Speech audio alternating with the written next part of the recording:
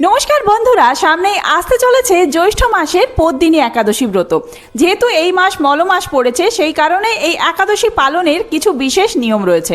সেই সমস্ত কিছু নিয়ম নিয়েই আমাদের আজকের ভিডিও। তার সাথেই আমরা জেনে নেব এই বছর অর্থাৎ 2026 সালে পদ্মিনী একাদশী ব্রত কবে পড়েছে, আপনারা কিভাবে এই ব্রত পালন করবেন, এই একাদশী ব্রতের পালনের সময়সূচি কি রয়েছে, এই দিন আপনারা বিষ্ণুর পুজো কিভাবে করবেন, এছাড়াও এই একাদশী তিথি পালন করলে আপনারা কি করবেন কি করবেন না, কি খাবেন আর কি কি নিষেধ রয়েছে, সমস্তটাই আমরা আজকের ভিডিওতে জেনে নেব। তার সাথেই শুনে নেব এই একাদশীর ব্রত মাহাত্ম্য কথা। তো চলুন বন্ধুরা, আর দেরি না করে ভিডিওটি শুরু করা যাক। যদি আমার চ্যানেলে নতুন হয়ে থাকেন অবশ্যই চ্যানেলটি সাবস্ক্রাইব করে এবং ভিডিওতে একটি লাইক করে শেষ পর্যন্ত সাথে থাকবেন।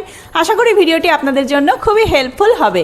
ভিডিওটির মূল পর্বে যাওয়ার আগে শ্রী বিষ্ণুকে স্মরণ করে কমেন্ট বক্সে লিখুন ওম শ্রী বিষ্ণু হরে কৃষ্ণ।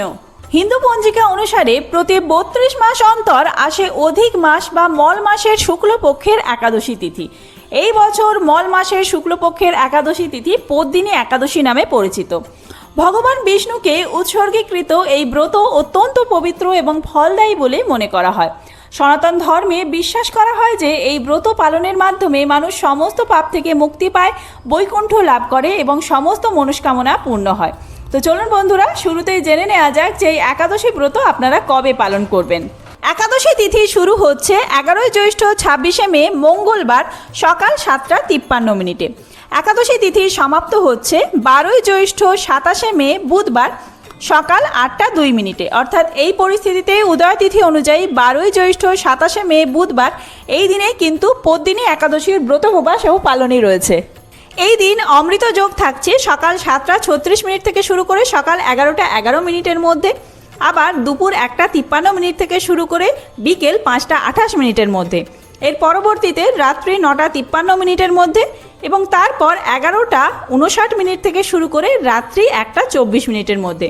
এই সময়গুলির মধ্যে সর্বপ্রথম যে সময়টি রয়েছে অমৃত যোগের, সকাল 7:36 থেকে শুরু করে সকাল 11:11 মধ্যে, এই সময়ের মধ্যেই আপনারা একাদশীর পুজো অর্থাৎ শ্রী বিষ্ণুর পুজো করে নেবেন।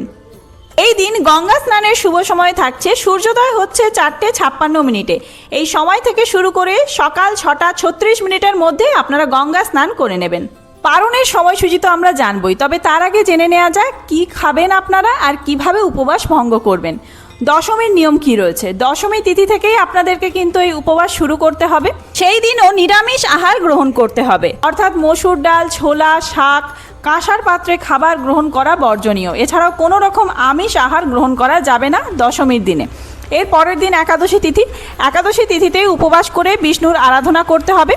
বিষ্ণুর আরাধনার জন্য ভক্তরা নির্জলা উপবাস করে থাকেন, কেউ বা ফলাহার করেও এই ব্রত পালন করতে পারেন।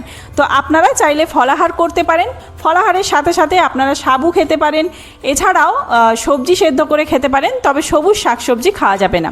আর এই দিন খাবারে আপনারা সৈন্ধব লবণ ব্যবহার করবেন, সূর্যমুখী তেলের পরিবর্তে ঘি ব্যবহার করবেন। এইটি গেল উপবাসের নিয়ম। এবার পারণ অর্থাৎ ব্রত ভঙ্গের নিয়ম কি রয়েছে। দ্বাদশী তিথিতে পালন করা হয়, আমরা প্রত্যেকেই জানি।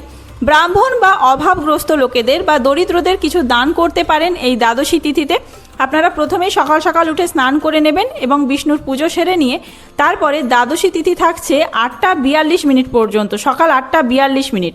13 জ্যৈষ্ঠ 28 মে এই দিনে আপনাদেরকে পালন করতে হবে বৃহস্পতিবার দিন সকাল 8:42 মধ্যে আপনারা অবশ্যই পালন করে নেবেন। অর্থাৎ সারা বিশ্বে পালনের শুভ সময়সূচি থাকছে 13 জ্যৈষ্ঠ 28 মে বৃহস্পতিবার সকাল 5:25 থেকে শুরু করে সকাল 8:42 মধ্যে। এইবার জেনে নেওয়া যাক এই তিথিতে আপনারা কিভাবে পূজা অর্চনা করবেন। মল মাস হলেও নিত্যদিনের পুজো কিন্তু বন্ধ থাকবে না। আপনারা নিত্য যেভাবে পুজো করেন সেইভাবে বিষ্ণুর এবং মা লক্ষ্মীর পুজো করতে পারেন এই দিনে। একাদশী তিথির পুজোর নিয়ম। এই তিথিতে সকালে উঠে আপনারা গঙ্গায় গিয়ে স্নান করতে পারেন। যদি গঙ্গায় গিয়ে স্নান করা সম্ভব না হয়, স্নান করে বেরিয়ে এসে মাথায় কিছুটা গঙ্গা জল ছিটিয়ে নেবেন। এর পরবর্তীতে আপনারা ঠাকুর ঘর পরিষ্কার করে বিষ্ণুর পুজোর সংকল্প নেবেন। প্রথমেই কিন্তু আপনাদেরকে নৈবেদ্য সমস্ত জোগাড় করে নিতে হবে। পুজোর জন্য লাগবে হলুদ ফুল, ফল, তুলসী পাতা, ধূপ, দীপ, অক্ষত, চন্দন এবং দূর্বা আর কিছু রঙিন ফুল। এই সমস্ত কিছু কিন্তু নিবেদন করতে হবে বিষ্ণুর চরণে। পাশাপাশি এই তিথিতে অর্থাৎ পদ্মিনী একাদশী তিথিতে আপনারা অবশ্যই পদ্মিনী একাদশীর ব্রতকথা পাঠ করবেন। বিষ্ণু চল্লিশাও পাঠ করতে পারেন। তুলসী পাতা এবং ফুল চন্দন সহযোগে অর্পণ করবেন বিষ্ণুর চরণে। ওম নমো ভগবতে বাসুদেবায় এই মন্ত্র 3 বার করে উচ্চারণ করে বিষ্ণুর চরণে তুলসী পাতা এবং ফুল অর্পণ করবেন, হলুদ রঙের ফুল। আর মা লক্ষ্মীর জন্য আপনারা যে কোনো রঙিন ফুল অর্পণ করতে পারেন। দূর্বা অর্পণ করবেন মা লক্ষ্মীর যে ঘট রয়েছে সেই ঘটে এবং তার সাথে কিছু ফুল। সব শেষে ধূপ আর দীপ দেখিয়ে আরতি করবেন। এইভাবেই আপনাদের একাদশীর পুজো সম্পন্ন হবে। এবার চলুন শুনে নেওয়া যাক পদ্মিনী একাদশীর ব্রত মাহাত্ম্য কথা। পৌরাণিক কাহিনী অনুযায়ী ক্রেতা যুগে মহিষ্মতিপুরীর রাজা কৃতবীর্য নিজের 1000 স্ত্রীর সঙ্গে বাস করতেন, কিন্তু তিনি নিঃসন্তান ছিলেন।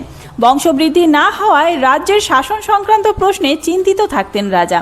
সন্তান লাভের সমস্ত প্রচেষ্টা বিফল হলে রাজা জঙ্গলে তপস্যা করার সিদ্ধান্ত নেন।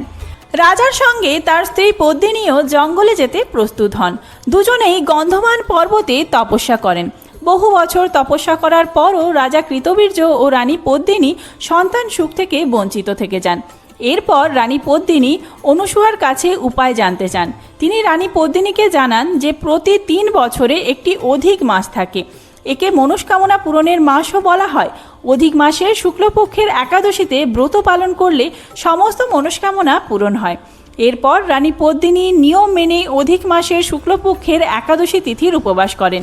এর ফলস্বরূপ বিষ্ণুর আশীর্বাদে সন্তান সুখ লাভ করেন তারা। কিছু সময় পর রানী পদ্মিনী ও রাজা কৃতবীর্যের একটি পুত্র সন্তান হয়। এর নাম রাখা হয় কার্তিবীর্য। পরবর্তীকালে এই বালক অত্যন্ত পরাক্রমী হয়। পুরাণ অনুযায়ী কার্তিবীর্য অর্জুন রাবণকে পরাজিত করেন। তো বন্ধুরা, এই ছিল পদ্মিনী একাদশীর ব্রত মাহাত্ম্য কথা সংক্ষেপে। তো যারা সন্তান সুখ লাভ করতে চান তারাও কিন্তু এই অধিক মাস বা মল মাসের একাদশী তিথি পালন করতে পারেন। খুব তাড়াতাড়ি নতুন কোনো ভিডিও নিয়ে আসছি। এই ভিডিওটি যদি হেল্পফুল হয়ে থাকে বন্ধুদের মধ্যে অনেক বেশি শেয়ার করবেন। কোনো কিছু জানার থাকলে কমেন্ট করতে পারেন, আমি সেই কমেন্টের খুব তাড়াতাড়ি উত্তর দেব। নিয়ে আসছি নতুন ভিডিও খুব তাড়াতাড়ি। সবাই সুস্থ থাকবেন, ভালো থাকবেন, ধন্যবাদ।